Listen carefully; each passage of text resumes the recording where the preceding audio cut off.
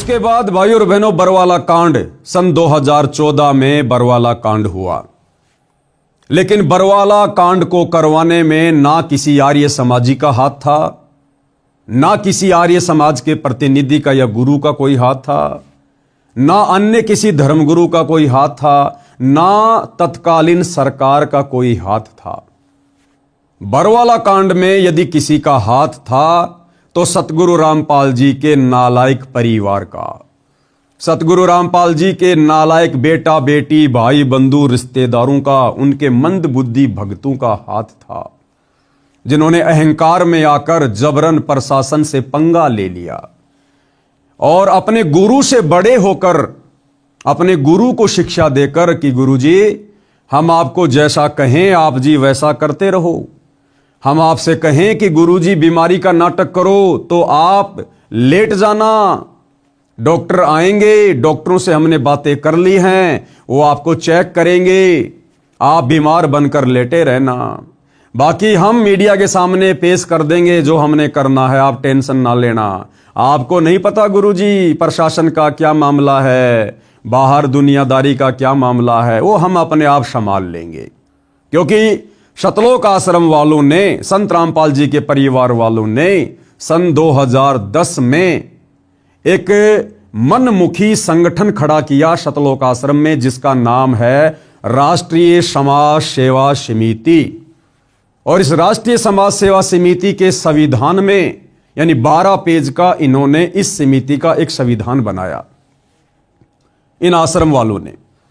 और उसके point number 8 और 12 को जब आप पढ़ेंगे तो आपको पता चलेगा शतलोक आश्रम वालों ने उस पॉइंट नंबर 12 में साफ साफ लिखा हुआ है, संत रामपाल जी को एक शिक्षा दी है, संत रामपाल जी को एक सेवा में बांध के रख दिया कि गुरुजी आपका काम केवल सत्संग करना, शास्त्रों का अध्ययन करना और आने वाले भक्तों को नाम दीक्षा देना ही रहेगा, बाकी काम हम राष्ट्रीय समाज सेवा समिति वाले अपने आप संभालेंगे। आपको केवल इतनी सी सेवा दी जाती है, बस आप यही सेवा करते रहिए।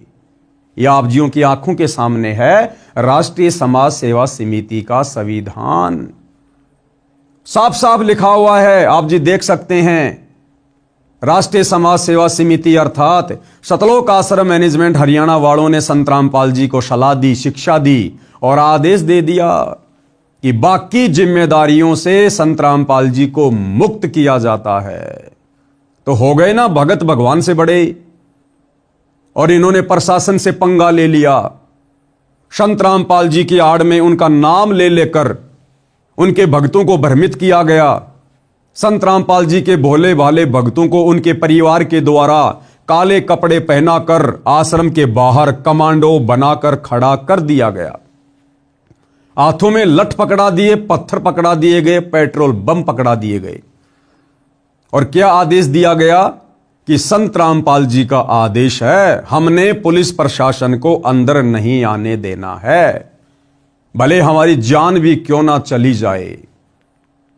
जबकि संत रामपाल जी का कोई लेना देना नहीं किसी भी प्रकार का।